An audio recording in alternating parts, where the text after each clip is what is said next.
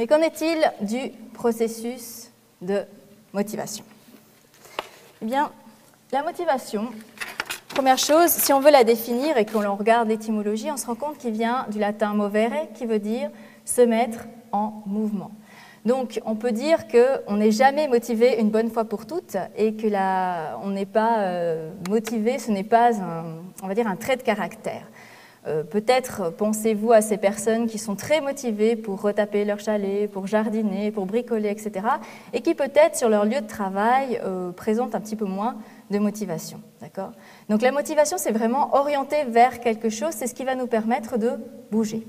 Alors, comme définition, j'ai pris celle de M. Lévy-Le Boyer, qui dit que c'est ce qui déclenche l'activité, la dirige vers certains buts et la prolonge tant que ces buts ne sont pas atteints. Donc là, vous voyez bien, il y a 3 éléments auxquels il faut tenir compte lorsqu'on parle de motivation. La première chose, c'est l'orientation vers tel ou tel objet. On est motivé par rapport à quelque chose. Imaginons pour la non-sportive que je suis motivée à faire la patrouille des glaciers, par exemple. Ensuite, il y a une idée quand même d'intensité d'effort à fournir. Donc, comme je ne suis pas sportive, vous imaginez le nombre d'entraînements que je vais devoir faire. Et enfin, il y a aussi la persistance de l'effort face aux obstacles rencontrés. C'est-à-dire, dès qu'il y aura un problème qui va arriver, comment est-ce que je vais faire pour garder cette motivation et continuer à être motivée sur la durée? Alors, j'imagine que suite aux premières crampes, premières déchirures musculaires, je risque assez rapidement de me rendre compte que c'est une pure folie de faire la patrouille des glaciers. Donc voilà un petit peu par rapport à la motivation. Donc il y a une idée de mouvement et il y a une idée d'orientation, de persistance et aussi d'intensité d'effort. Donc dès qu'un collaborateur, par exemple, a l'impression qu'il n'a pas les compétences en fait pour faire telle ou telle activité, vous imaginez bien que la motivation à ce moment-là, ça va être difficile de garder la motivation sur la durée. Alors qu'en est-il maintenant des différentes théories ? Alors, au niveau des théories, ce qu'on se rend compte, c'est que finalement, ces théories ont évolué aussi avec le contexte dans lequel on envisageait les collaborateurs, les employés. Début XXe siècle, les collaborateurs n'étaient pas forcément hyper qualifiés, ils étaient tous assez interchangeables. Leur motivation première était essentiellement d'arriver à faire bouillir la marmite, d'arriver à avoir une rémunération suffisante pour faire vivre leur famille. Et puis, ils n'avaient pas, on va dire, de formation très élevée, d'aspiration particulière au-delà de ça. Donc, tout le monde était gagnant puisque les entreprises, ils payaient à la pièce, j'ai envie de dire, et puis les personnes gagnaient un salaire en conséquence. Donc, on était en pleine organisation scientifique du travail. C'est un petit peu Charlot des temps modernes, je prends la pièce, je pose la pièce, et je fais ça en fait toute la journée.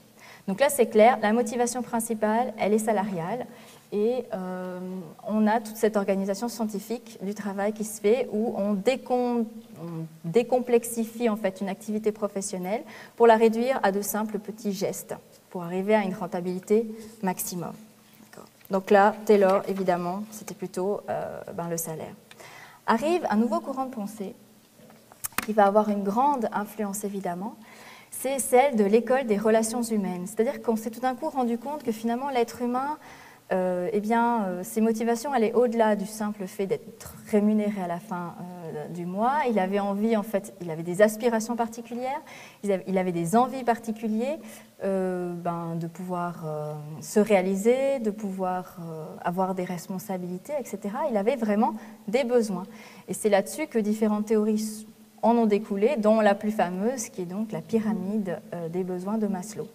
C'est une pyramide, en fait, je suis certaine que vous avez déjà entendu parler, qui a donc ces 5 niveaux hiérarchiques par rapport aux différents besoins, avec des niveaux de base qui sont des besoins donc physiologiques, comme faim, soif, sécurité, etc., jusqu'à la réalisation de soi.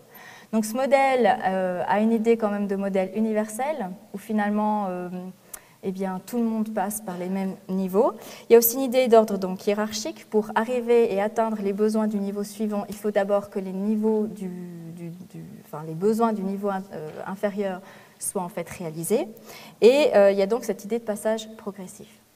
Alors c'est un modèle très simple, mais qui a été controversé quand même, où par rapport aux théories de la motivation, on lui fait 3 critiques essentielles. La première, c'est que c'est un modèle universel, donc on parle du principe que tout le monde suivrait le même chemin. Or, on se rend compte que dans les entreprises, il y a quand même des idées de différences interculturelles. Donc cet aspect interculturel n'est pas pris en compte. L'autre élément, c'est l'idée du passage progressif d'un niveau à un autre. Or, on sait très bien qu'on peut avoir des besoins d'être reconnus, par exemple, sans qu'on ait nos besoins de base qui soient satisfaits. Or, le modèle de départ de Maslow voulait que chaque niveau, avant de passer au niveau suivant, il fallait que les besoins de base les besoins du niveau intérieur soient résolus. Et enfin, le dernier, ce modèle ne montre pas en quoi consiste finalement la démotivation.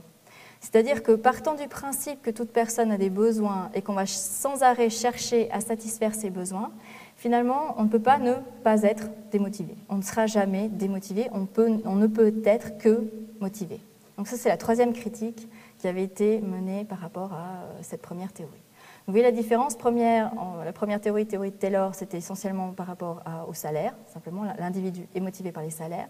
Et ensuite, on arrive à une autre vision de l'individu. On se dit, finalement, il a des besoins, et c'est la satisfaction des besoins qui vont faire qu'il va être plus ou moins motivé. Donc, il y a d'autres théories qui vont d'ailleurs dans ce sens, mais là, je vous passe les détails. Prochaine théorie, c'est la théorie de l'accomplissement de McClelland. Alors là, on envisage les choses de manière un petit peu différente, puisqu'on ne va pas se centrer sur les besoins, mais on va partir du principe que tout individu a une personnalité propre, et c'est en fonction de sa personnalité qu'il va être influencé, motivé en fait à réaliser telle ou telle chose. Et il classe les personnes en 3 personnalités distinctes, 3 grands groupes de personnalités. Les premières, ce sont celles qui ont besoin de réalisation, d'accomplissement. Les deuxièmes sont celles de besoin de pouvoir, et les troisièmes, elles ont besoin d'affiliation.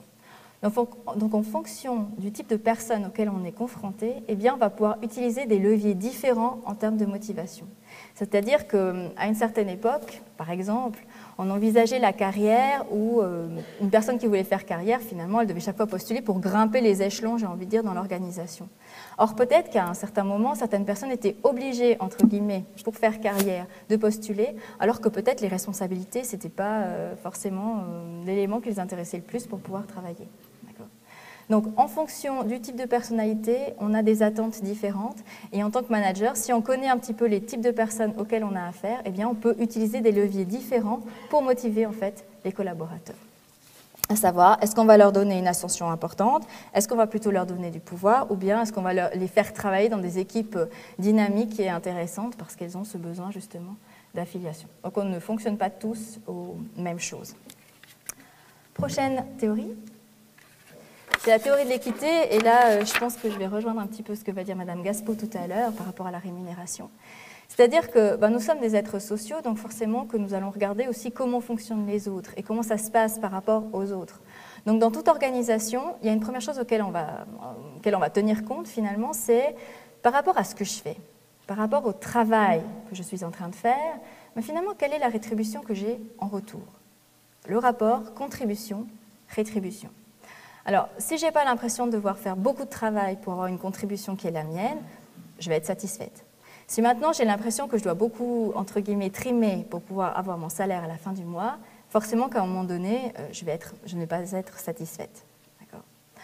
Maintenant, ça se complique encore parce que finalement, je vais d'abord regarder par rapport à moi contribution-rétribution, mais je vais aussi faire le pas de regarder qu'est-ce qu'il en est des autres.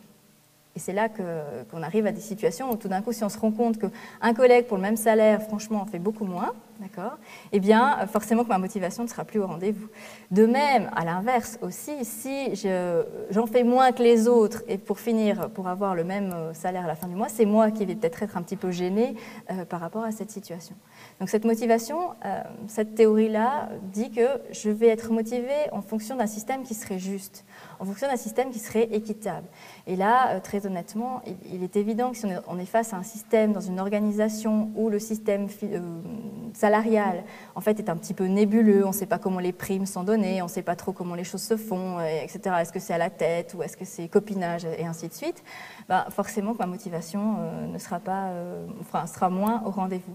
Par contre, du moment que les choses sont transparentes, que je sais exactement quels sont les tenants et les aboutissants et comment est-ce que les gens sont payés, à ce moment-là, on peut garantir un système le plus équitable possible. D'accord ? Donc voilà un autre système, une autre théorie. Dernière théorie, c'est celle de la théorie bifactorielle d'Hildersberg. Donc lui, ce qu'il a fait, c'est qu'il a été interrogé un certain nombre de cadres pour voir finalement mais quels étaient les critères, les facteurs qui faisaient qu'ils étaient satisfaits ou insatisfaits en fait dans les organisations. Et il a réussi à déterminer, cerner en fait deux grandes familles distinctes de ce qu'il a appelé les facteurs d'hygiène et les facteurs moteurs. Alors, les facteurs moteurs, ce sont les facteurs motivationnels, c'est eux qui vont être, on va dire, à la base même de la motivation, et c'est eux qui vont engendrer, s'ils sont présents, une grande satisfaction. Donc, c'est-à-dire tout ce qui touche au développement, à l'avancement, aux responsabilités, à la tâche en tant que telle, par rapport au travail que je suis en train de fournir, la reconnaissance ou bien l'accomplissement. Donc, s'ils sont présents, eh bien, je vais être satisfaite. Par contre, les autres éléments, ce sont des facteurs d'hygiène, ce qu'il appelle les facteurs d'hygiène, qui en fait, s'ils ne sont pas présents, vont engendrer une grande insatisfaction. C'est-à-dire que si je n'ai pas les conditions adéquates, je vais être grandement insatisfaite. Si je suis en train de travailler sur le dernier Commodore 64, je n'ai pas les conditions requises, donc par conséquent, je suis plutôt démotivée, enfin insatisfaite en tout cas.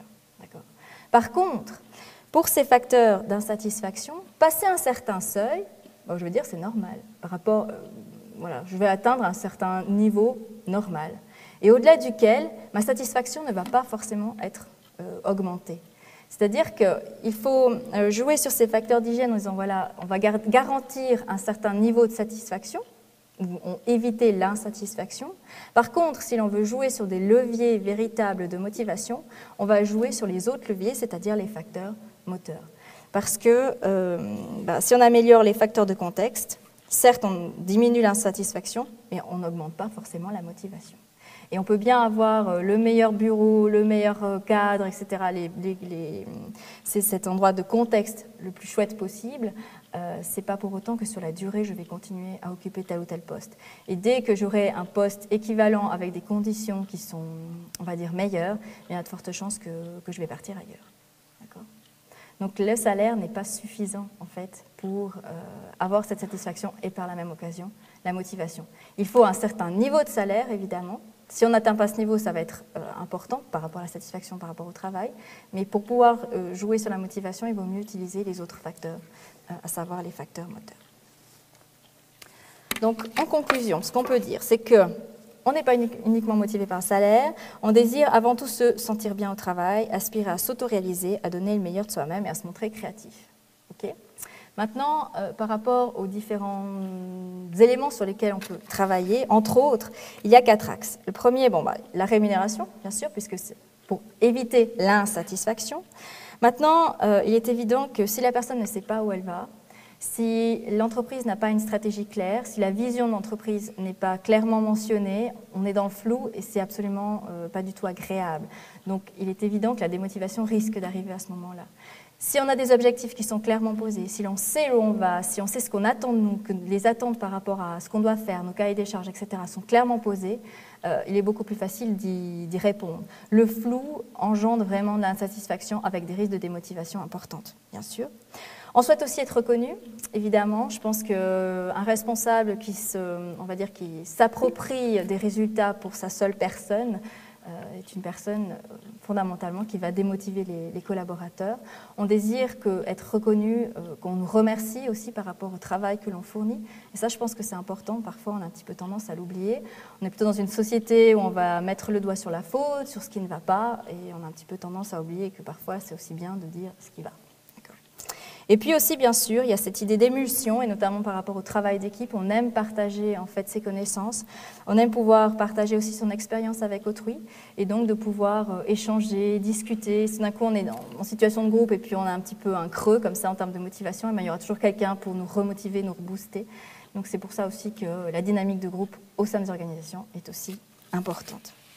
Alors voilà un petit peu ce que je voulais vous dire par rapport à ma présentation théorique. Et avant de terminer, j'aimerais juste vous poser une petite question comme ça à brûle-pourpoint et vous demander, mais finalement vous le matin, qu'est-ce qui vous permet de vous lever et d'aller travailler la fleur au fusil ? Voilà, je vous remercie pour votre attention.